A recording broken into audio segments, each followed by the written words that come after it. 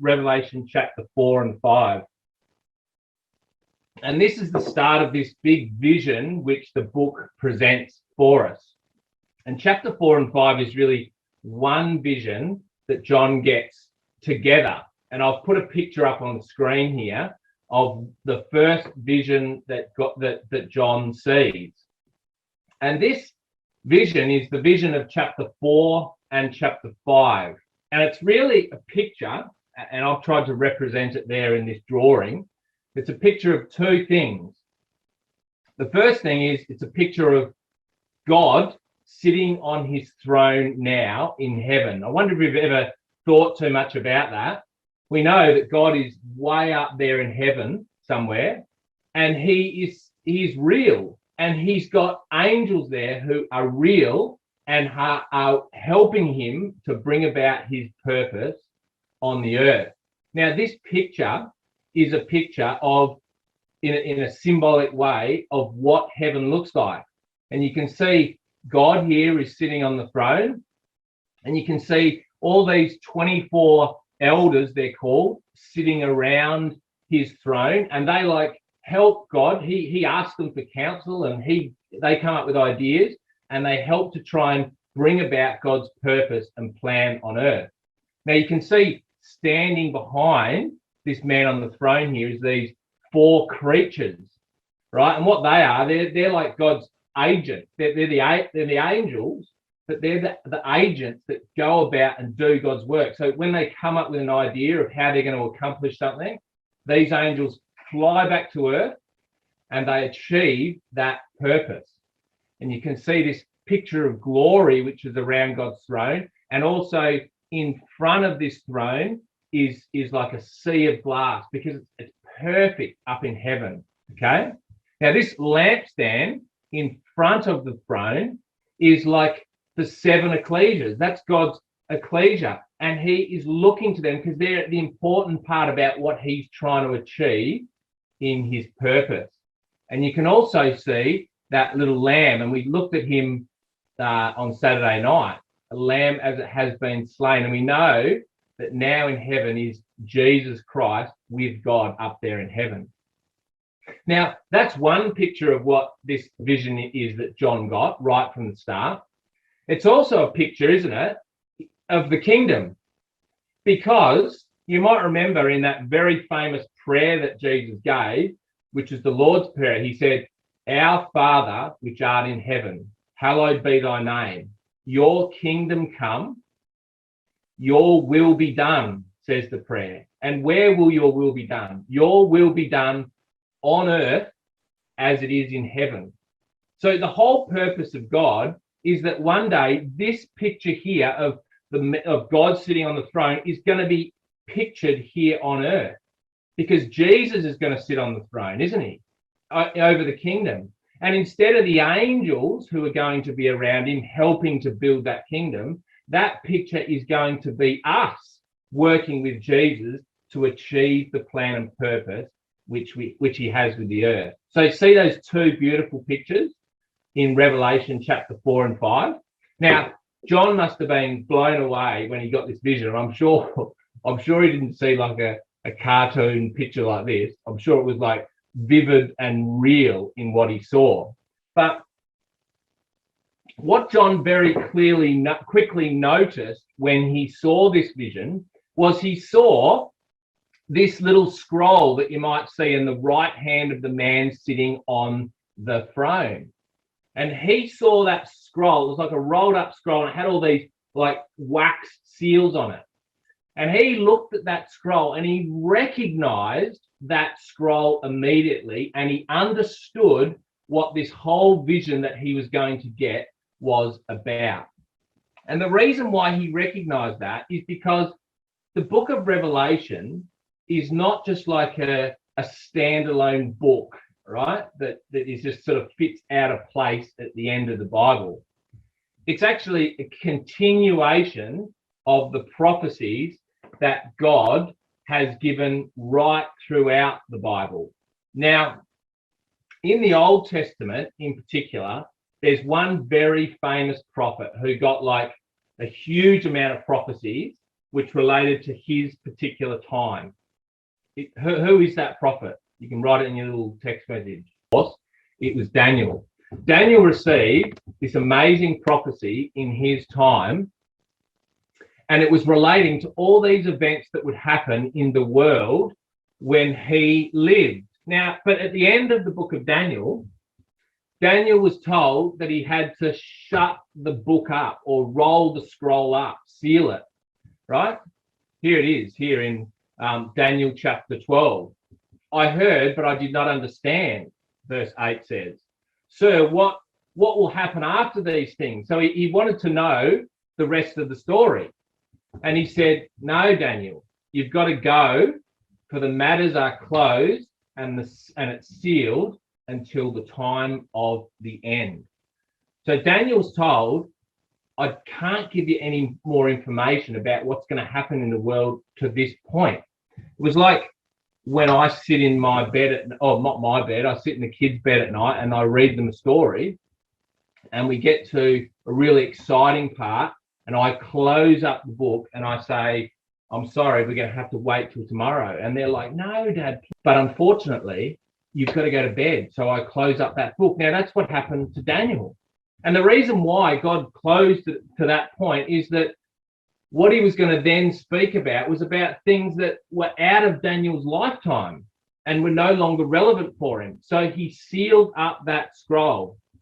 Now, here's John, many hundreds of years later, and he sees in the right hand of that man sitting on that throne, he sees that scroll, and he instantly knows this is the continuation of the story, and he wants to know what's inside that scroll, because it's going to reveal to him all the rest of the events that are going to happen in the world between his time and when Jesus will set up his kingdom. So if you look at chapter 5, you'll see that John sees that scroll, but he's given some terrible news, because he says, verse 2, I saw a strong angel proclaiming with a loud voice, who is worthy to open the scroll and break its seals? And no one was found in heaven or earth or under the earth who was able to open the scroll or to look on it. And I wept loudly, because no one was found worthy to open the scroll. So he's actually pretty disappointed when he first sees this scroll, because the angel says, we can't open it. It's locked. It's sealed. It's like classified information in there that we can't get to.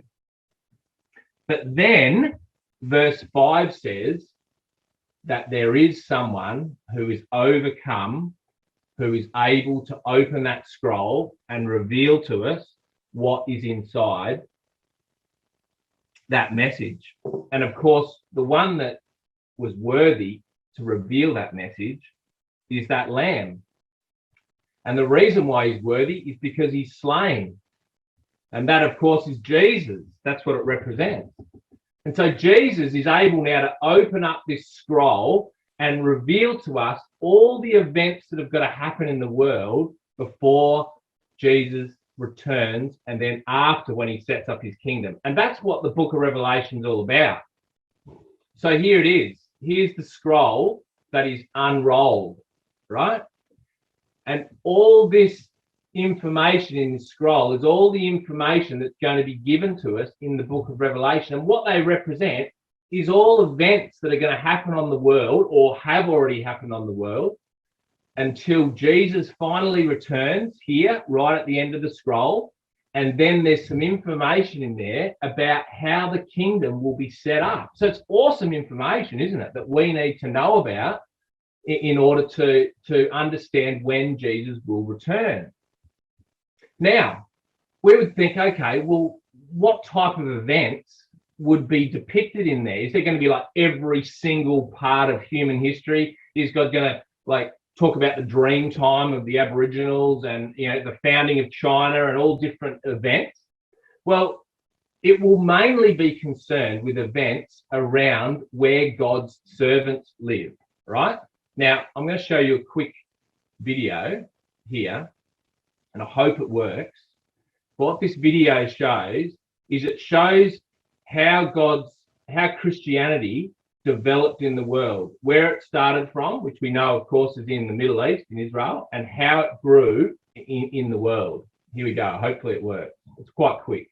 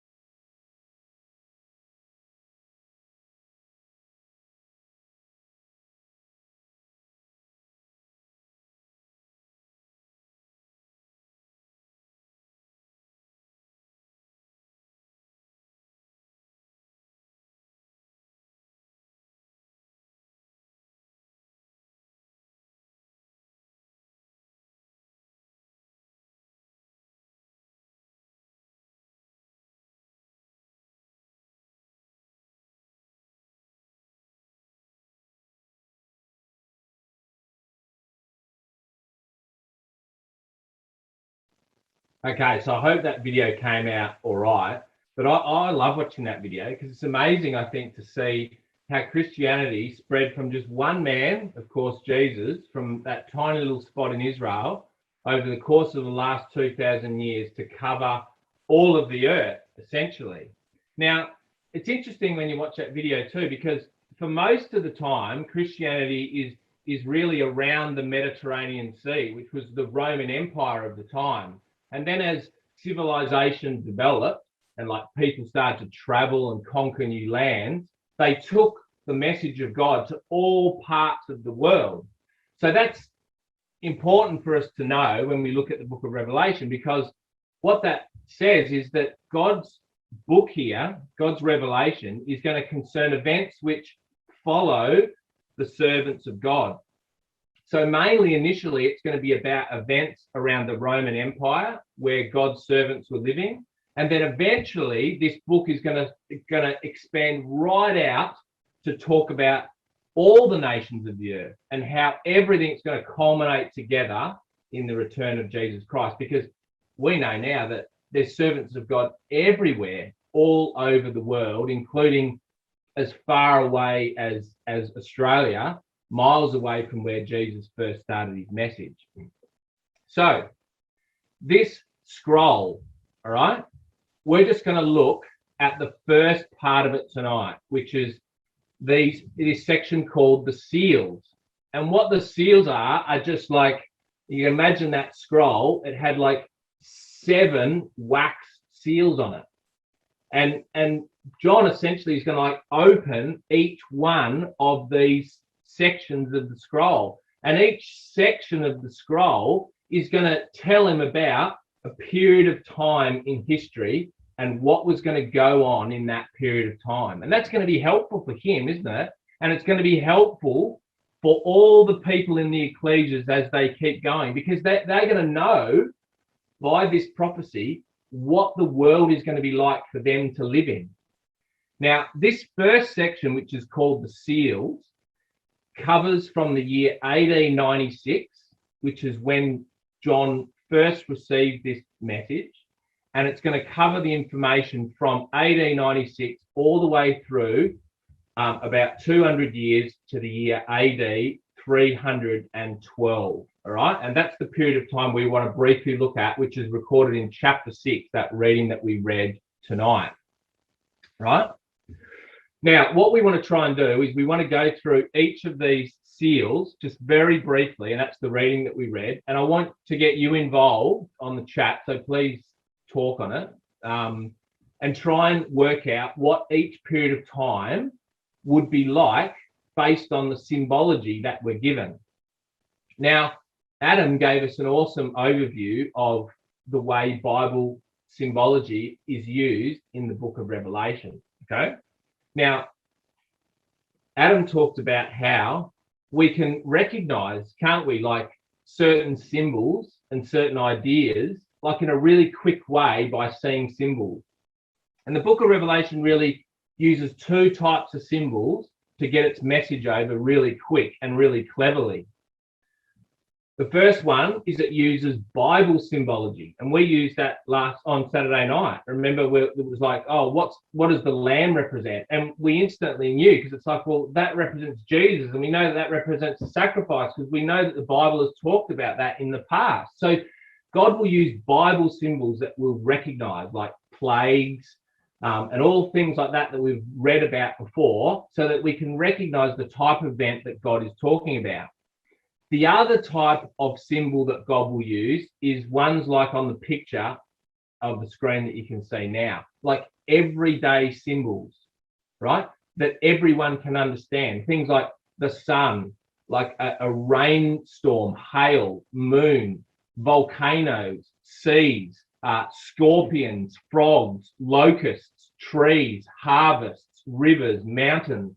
He uses all these symbols to try and get across his message. And it's a really clever thing to do, right? Because we might think sometimes, oh, why doesn't God like be really specific and talk about like an event which is going to happen and in the future about, and he uses like tanks or airplanes that are going to come in and things like that, or he's going to use a cannon to achieve something. Well, that would mean nothing, wouldn't it, to a guy who was living in AD 96, because he wouldn't understand the symbology. So God uses symbols that everyone can understand. It doesn't matter where you're from. It doesn't matter what age you grew up. It doesn't matter whether you're in China or whether you're in Australia or whether you're in Europe or America. Everyone understands what a tree is.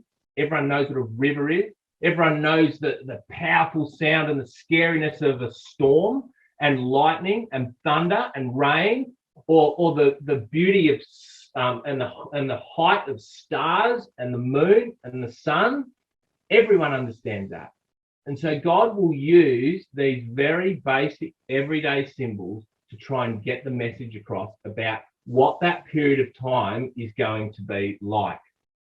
Now, these 6 seals that we've just read about are 6 periods of time that would happen straight after John received this message, okay? And we're going to go through those 6 periods and see if we can work out what each period of time would have been like, all right? Now, the first 4 of them are depicted as like a rider on a horse. So the period of time is depicted like a horse. And this horse in these symbols is going to depict what the Roman Empire was like at the time. And the color of that horse, there's 4 colors of them. There's a white horse, the red horse, a black horse, and then a pale horse. And the color is going to be indicative of what the condition of the empire was. And the condition is going to like gradually get worse. And also, there is depicted a rider on the horse. Now, the rider on the horse is the one in control, isn't he? And that rider is going to represent the leadership at the time period that it's talking about. And we're going to see what the leadership was like at each one of those particular time periods.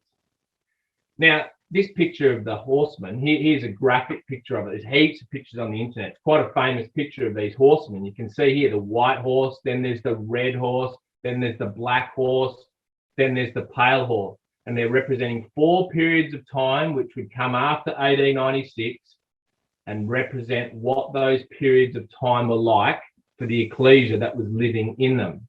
I found this picture here. This guy's taken it. He obviously loves it so much that he's got a tattoo on the back of his whole back to represent these 4 horsemen that would come. You can see the white horse, the red horse, the black horse, the green horse. Maybe he took his obsession a little bit too far and getting a full back tattoo.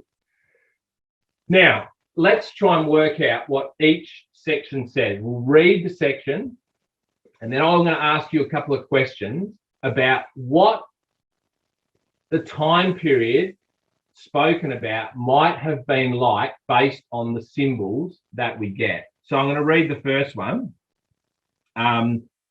in verse 3. Well, I'll read verse 1 and 2 as the intro. So it says, now I watched when the Lamb opened one of the 7 seals. That's John watching as Jesus opens the first vision. And I saw a strong angel proclaiming with a loud voice, I was reading back in chapter 5. Sorry, he says, come and look and behold. This is what he says in verse 2. I saw a white horse, and its rider had a bow, and a crown was given to him, and he came out conquering and to conquer. So the first time period is depicted by this white horseman riding on a white horse, and he's got a bow in his hand, and he's wearing a crown. Now, that word crown actually means Stephanos, and it was like that, you know, that those laurel wreaths that they used to wear at the first Olympic Games. That's actually what that crown is talking about. And it says that this man on the horse, he goes out conquering. And you can see on the screen that different translation. The contemporary English version puts it really simply when it says that what he did was he had already won some victories and he went out to win more, right? So what do you think, based on that depiction, with the time period straight after when John receives this message, what would the first time period be like? Let's start with white. What do you think the symbol of white might mean? And you can write in the chat.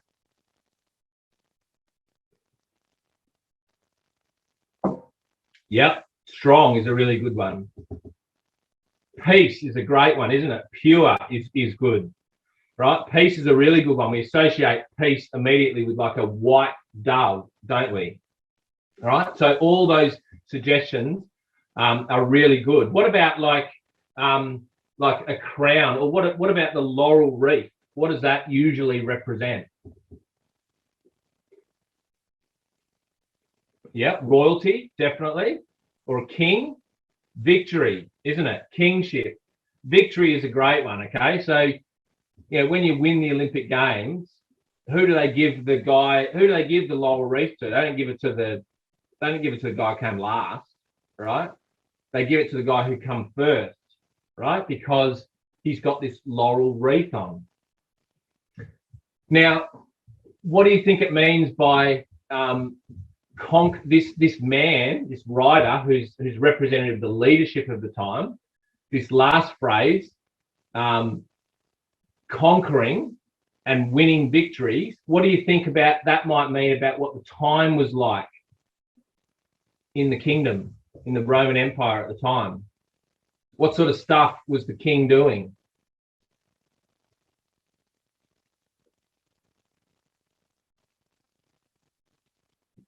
War. Or taking over. Yeah, right. That's a good one. Expanding his territory is brilliant, right?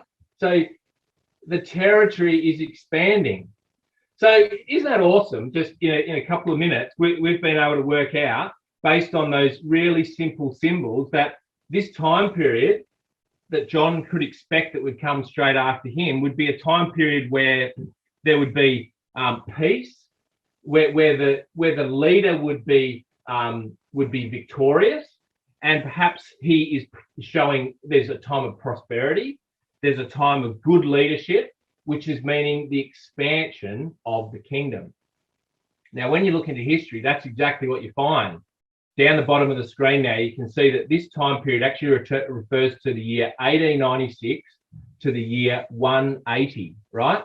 And all these emperors listed were ruling in that particular period of time. One of the most famous, although they're all quite famous, one of the most famous at the time was this man, Trajan, right? And he took power in the year 98, just after John had received this message. And he was a great king. And what he basically did for the empire is he expanded the empire to probably the zenith of the Roman Empire ever really got to. You can see these areas here, this picture of Rome is the expansion point to what it got to under this man Trajan. And it was a period of really peaceful reign as well. After him came a king by the name of Hadrian, which you might have heard of, and he went right up here and explored this area of Britain, right? And he ruled over a really peaceful time in the empire. He expanded his particular territory, but there was no threats from outside, and everyone who lived in the empire would live at a time of peace. This little fat man down here, right, is called Edward Gibbon. And in the year 1788, he wrote a history of the Roman Empire. And when he did, this is what he wrote about this particular period of time that we're thinking about now. He said, this was the most happy and prosperous time of the human race. The armies were restrained and the emperors delighted in the image of peace and considered themselves as the accountable ministers of the law. So this particular period of time was a peaceful time, the most peaceful almost the empire ever got. Now that was actually brilliant for John to hear. And it was actually a brilliant opportunity for the truth, which had just sort of started, hadn't it? And it then expanded out into this empire, and they had this period of like 70 or 80 years where there would be this peaceful time where they could spread the truth, and the truth spread right throughout the Roman Empire to the extent of that empire during that period of peace, right? So that's the first period of time that we're given. Now we come to the next period, the second seal.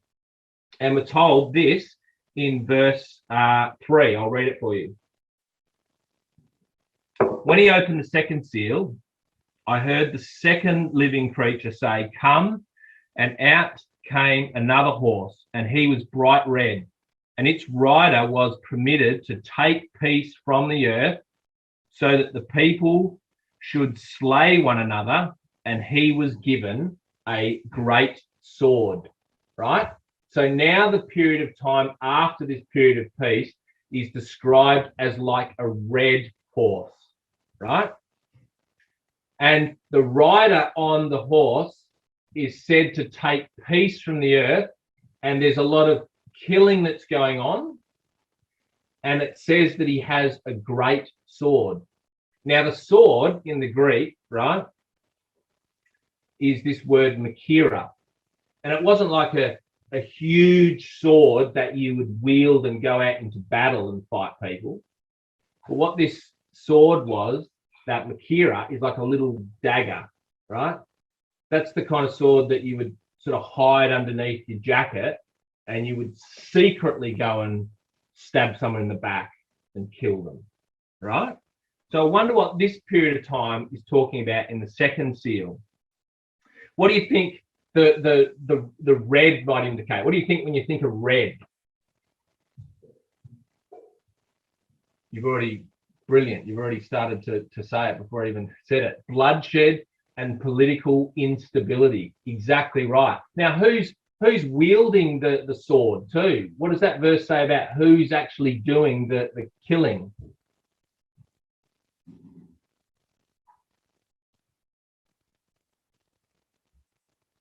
To read it carefully, that verse, who's the one wielding the sword?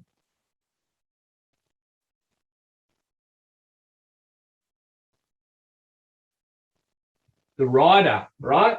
So the rider represents the leader of the empire, and he's the one that's going to be taking that little sword, and he's going to be assassinating people with this assassin's sword, right? Now, was this period a period of peace, do you think? No, the peace is gone, isn't it? So the beautiful, peaceful time that he did have is now gone, and it's taken away. So we should expect this second period of time depicted here in the second seal, to be a time of unstable leadership. And that unstable leadership is going to start right up the top, and there's going to be instability in that leadership, which is going to lead to war in the kingdom. Now, this particular period of time refers to the year AD 180 through to the year 211, and it was started by this man COMMODUS, right? He was the first of the Roman emperors to be like the son of an emperor. Most of the time before this, what the emperor would do is he would choose very carefully who his successor was going to be based on how good he was, right? But what this man did was he was born into it, right? And he was like an absolute spoilt brat. You can see there by the statue that he had made for himself. All the other Roman emperors had like really good statues of themselves made where they were like riding into war and things like that. Well, this guy got a statue of himself made up, dressed in a lion skin. And what he used to like to do is he used to like to go into the arena, right? And his favorite thing apparently was he used to get a whole lot of midgets, right? And he used to, in front of the crowd, he would fight these midgets, and obviously he was much bigger than them, and he would kill them, and he would get the glory of the crowd. And he was a terrible king, and instability went throughout all the kingdom, and he was finally assassinated himself 10 years after his reign. And after that, in the year 193, there was what was called the year of the 5 emperors. And 5 emperors were killed in that particular time, assassinated in this period of instability in the kingdom. So you can see the period of the red horse came true just as John was told. Edward Gibbon said this about that time period. He says, the reign of COMMODUS was the beginning of the end of the empire. And that's what we're going to see. The empire is slowly going to be destroyed. COMMODUS turned the kingdom of gold into one of iron and rust. Okay, let's go to the black horse, which is in verse 5. And he opened the third seal, and I heard the third living creature say, come and look, and behold, a black horse, and its rider had a pair of scales in his hand. And I heard what seemed to be a voice in the midst of the 4 living creatures saying, a quarter of wheat for a denarius, and 3 quarters of barley for a denarius, and do not harm the oil and wine. So the next period of time, he sees a black horse. And what do you think the black might be indicative of? What do we think of when we think of black?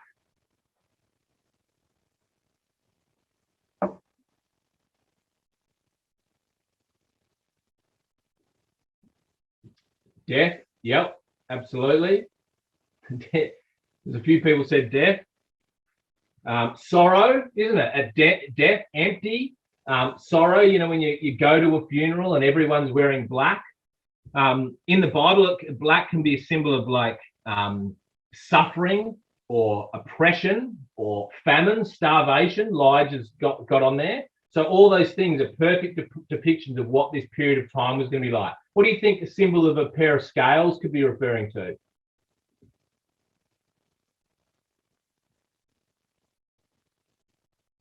Balance or justice, right? So not very good justice. What did they used to put in the scales? They used to put in money to weigh things, right? Finance is a great one. The economy, right? Something's going on in the economy in this particular period of time. What about this idea of that you could only buy wheat for a penny? You can see down there that the other translation says, I can buy like a loaf of bread and it's going to cost me a whole day's wages. So if a whole day's wages, I can only buy a loaf of bread, what happens? What's happened to the economy? Food is rare, yep, so there's famine. What makes the price of stuff go through the roof? Inflation. Brilliant, right? Inflation, where the monetary system is manipulated, so things are really expensive, right? So we should expect this period of time to be one of economic instability. where there's taxes are high, there's famine, there's inflation, all as a result of poor leadership, right? Well, what do we find during the period of AD 212 through to AD 235? Well, we have this guy come to power, right? One of the most ruthless Roman empires that ever ruled the empire. His name was CARACALLA. He came to power with his twin brother, Geta, right? And his mum was really worried that the two boys weren't going to get along in sharing the kingdom. So she invited them both to come to her house when they'd just become king so that they could sort things out. Well, Caracalla didn't go himself. He sent a man with a little assassin sword.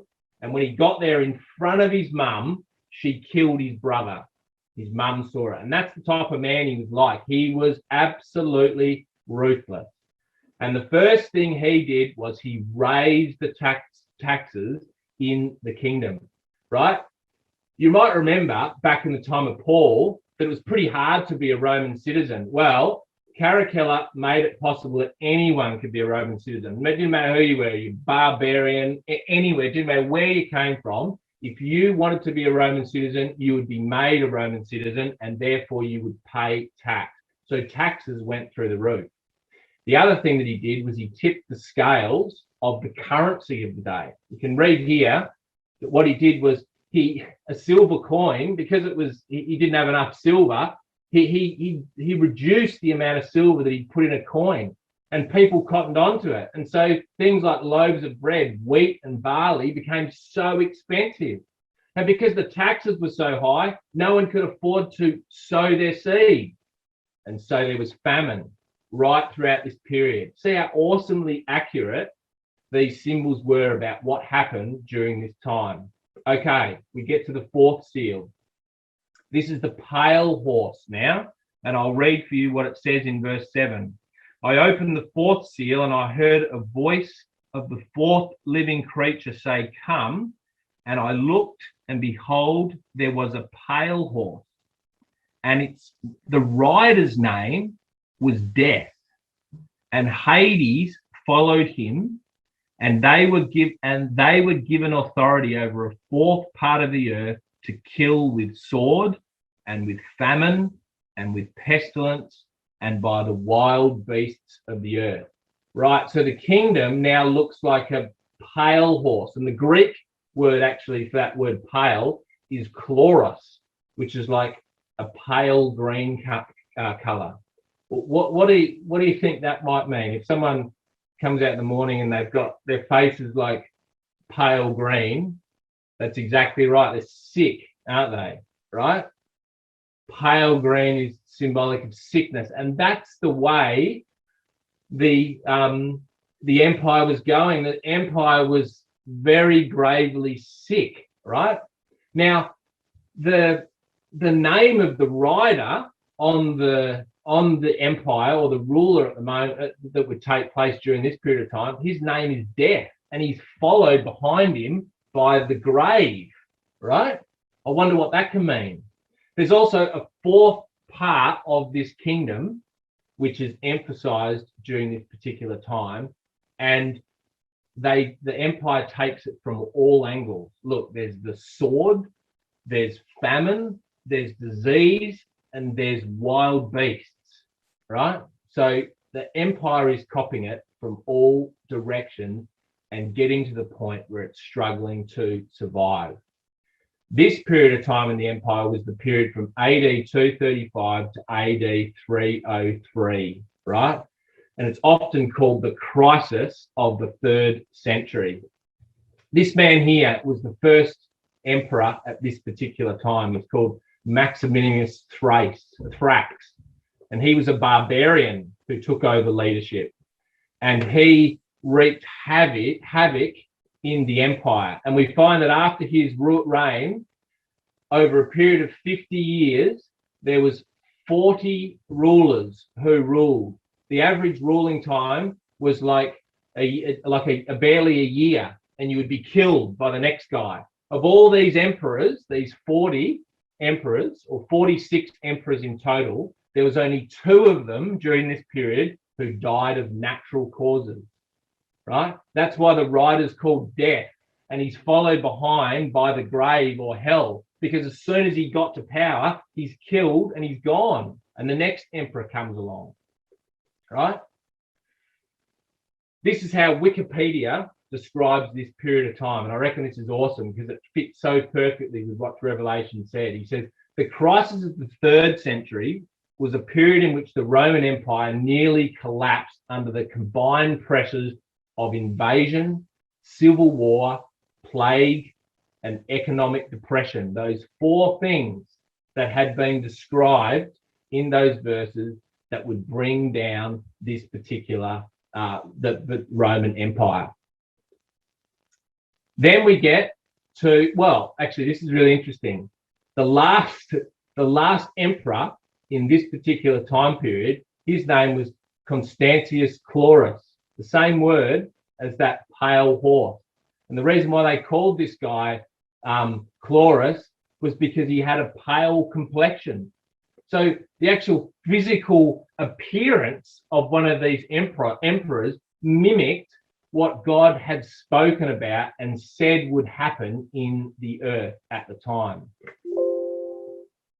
Right, now the 5th seal. The 5th seal is a little bit different because it's not a horseman. And what it is, and I'll just describe it to you because we haven't got too much time left and we're nearly finished. Basically, the 5th seal describes, well, I might just read it for you again. I'll read verse 9 and verse 10. He says, and when he opened the 5th seal, I saw under the altar the souls of those who had been slain for the word of God and for the witness they had borne. And they cried out with a loud voice, O sovereign Lord, holy and true, how long before you judge and avenge our blood on those that dwell on the earth? So we have a picture here of all these people who are underneath the altar, right? And the altar was the altar of burnt offering, like you would put an offering on the altar to dedicate yourself to God. And all these people are slain.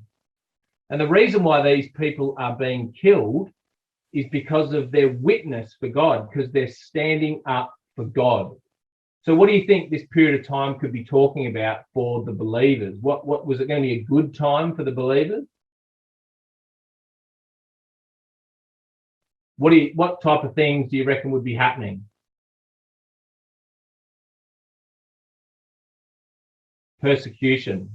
That's exactly right. Terrible persecution, right?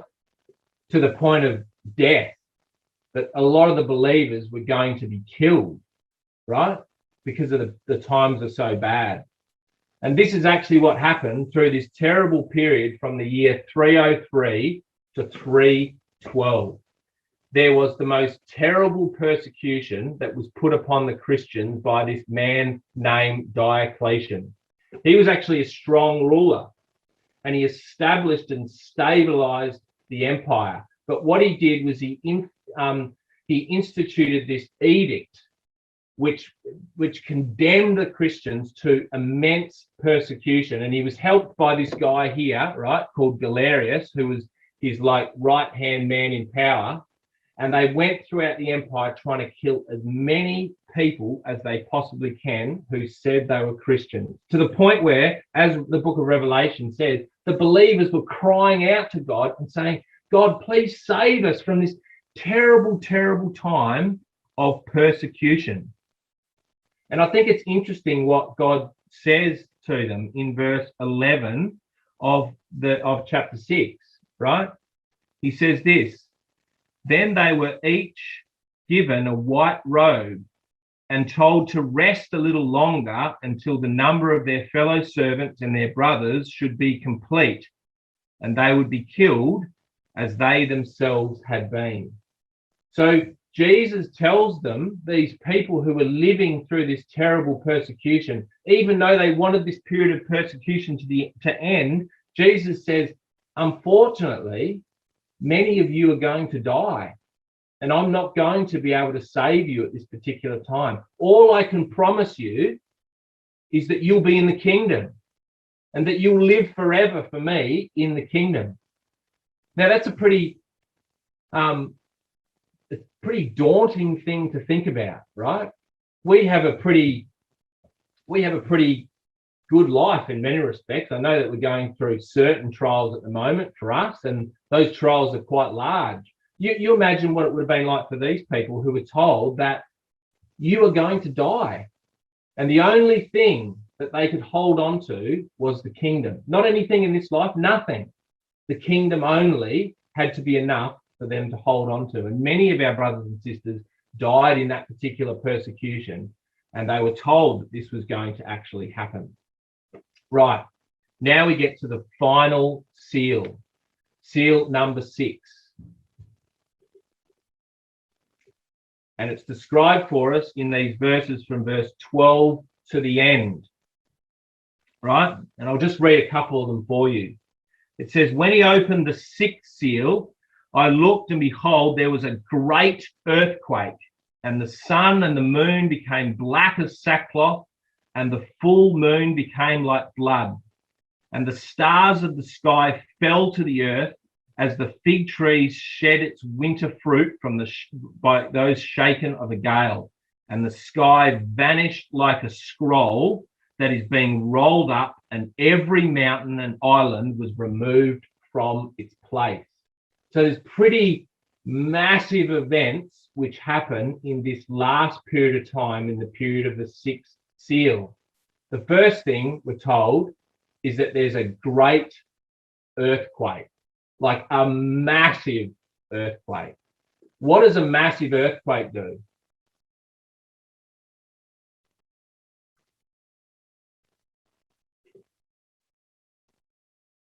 If anyone's ever been in an earthquake, it destroys everything. It completely unsettles. It damages, and damages things that will never be the same again. Look at this picture, right? This is a picture that was taken in Christchurch. You remember those earthquakes in Christchurch? I was actually there in Christchurch a week after those earthquakes happened, and the earthquakes were still going on. And this is one of the pictures that was taken of the damage that earthquakes do. They completely change the environment, and they'll never be the same again. And that is what we're being told would happen in this last period of time. There was an event that was going to come after this period of persecution, and this event would change everything. It would be a massive earthquake. And as a result of that earthquake, we're told that the sun would be blackened, and the moon would become as blood, and the stars of the sky would fall down. Now, is the Bible saying that during this period of time, the actual sun would go black, and the moon would turn to blood, and the stars would drop to the ground? Does anyone know what in the Bible that the sun and the moon and the stars are representative of?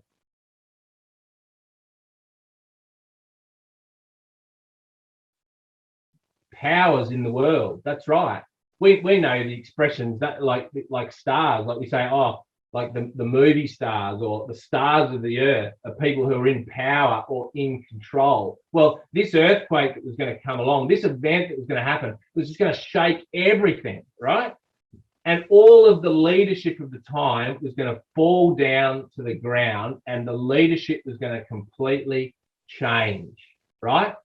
And he goes on to say that every mountain and every island would be shaken by this earthquake. So there wasn't like one little island or one little part of the empire which was going to escape the effects of this major event that was going to happen. It was going to change everything for everyone in the entire empire, right? So huge was this event. Well, what was this event? Well, this event happened from the year 312 to 324, and it involves this man called Constantine, right? Who was a Roman ruler of the time. And this earthquake, right, fits here at the end of the seals. And what we find in the book of Revelation is that there's these 3 big earthquakes, these 3 big events which are described in the world that will change everything. And the first one here fits at the end of this seal period. The last one actually is going to be the return of Jesus Christ, right? Constantine the Great, he brought about this last great earthquake that came upon the earth.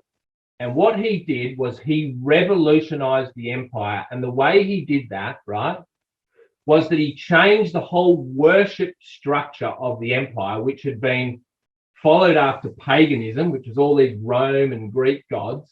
And he actually established Christianity as the main religion of the day. And he changed everything in the empire.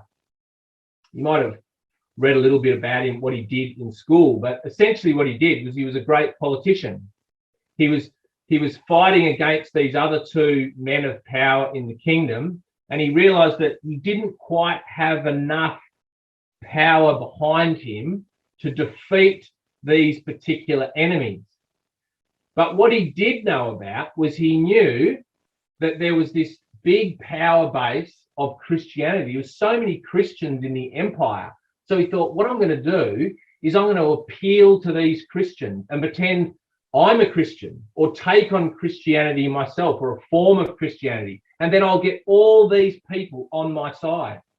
And so what he did, and this is a painting of it, a very famous painting by Raffaello, he said that he had this dream where he saw this cross in the sky, and he said it was a symbol that God gave to him directly, and that it meant that all the Christians had to come with him and fight in the battle. And if they did, they would win a great victory. And a lot of Christians at the time got sucked in by it. And they joined his army, and they went with him, and they fought with him, and he won. And here's the picture, a painting, also by Raphael, which describes this great victory that he won. And you can see there that on his little, the symbols that he carried with him, he's got the cross, and that became his symbol, this symbol of the cross, because I'm a Christian, and everyone who fights with me fights with God. And he said that he had this dream when he was fighting, that there was these angels in the sky that were guiding him, and all these people, these Christians, joined with him, and he won a massive victory. And then he changed the whole empire. And all of a sudden he said, I'm going to make all of Christianity have the power in the empire. The old rulers, they were taken away, and there was established in the empire Christianity. Now, of course, it wasn't true Christianity. And it was a period actually it was very hard for the true Christians, because would they go along with this man who was preaching this Christian message, even though they knew that a lot of what he had to say was wrong? Or would they stand true to what God had actually said? Well, some did the first thing, and some did the second thing, and held on to what the truth was about, even though he wanted them to change. So that was the massive change in the kingdom, right? He changed it from paganism to Christianity, and that change would last for 1,000 years. The kingdom would be governed by these principles of Christianity, or so-called Christianity, as he mixed and twisted the religion as he wanted. And it was during this time that a lot of the false doctrines of Christianity got brought in. Things like the Trinity, things like that there's no kingdom of God on earth because I'm the king, Constantine said. And we're not going to establish a kingdom on earth because I am the king. And it's my kingdom that is the kingdom spoken about in the Bible. So people stopped talking about the kingdom anymore. And they started talking about going to heaven, or started talking about going to hell. And that's where a lot of these false doctrines entered into the Christian faith at the time. So here's a summary of what we've seen. We've briefly looked at this period of time. And hopefully what you've been able to see is that the Bible's pretty amazing at being able to predict the events that were going to come upon the earth. And the reason why God did that was he didn't just do it just to do like a magic trick and show that he could predict the future. He did it to help the brothers and sisters who were on the earth, the people that were living at that particular time. And they were planning with their families and trying to worship God. And they could know by looking at the Bible, I know what period of time we're in. And I can see now that we're going to this third seal. or I can see that we're now in this period of Christian persecution, and it would help them and their faith because they would know where they were headed. And see, that's what the book of Revelation and the Bible is so brilliant for. And that's why, hopefully, you'll be able to continue to learn about this book and everything that God has to say, because what it can do for you, and what I love about what the Bible can do for me, is it explains for me my world and what it's like and how it all fits together. And that's a hard thing sometimes. That's a hard thing now in the world, right? The world over the last 1.5 years has changed a lot. And we look at it in the world and we think, how does all this fit together? I talk to people at work and people are confused about what's going to happen in the world now. That they look at Australia and Britain over the last couple of days and how they're getting all this military stuff like these submarines. And they look at China and they're worried about China and what they're going to do and how they're going to approach the world, or the instability in all these different places. But we don't have to worry about that, because God tells us what the plan is with the earth. And he tells us in detail. All we need to do is look at it. All we need to do is read it. And if we do, like the people at this time, we get a picture of what is going to happen and what is happening. And ultimately, it's all headed for one direction. It's headed for Jesus Christ returning to this earth and setting up his kingdom. And that's the future that we're all heading towards.